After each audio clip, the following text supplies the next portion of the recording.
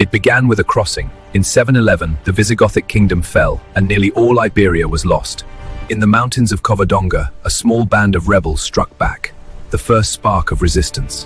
While the north huddled in the cold, the Caliphate of Córdoba became the jewel of the world. The 11th century birthed legends.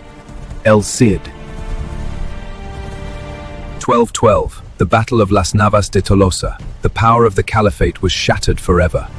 Castile, the land of castles. A century of slow, grinding border wars changed the map of Europe. By the 15th century, only Granada remained, a final, stunning remnant of a once mighty empire. January 1492.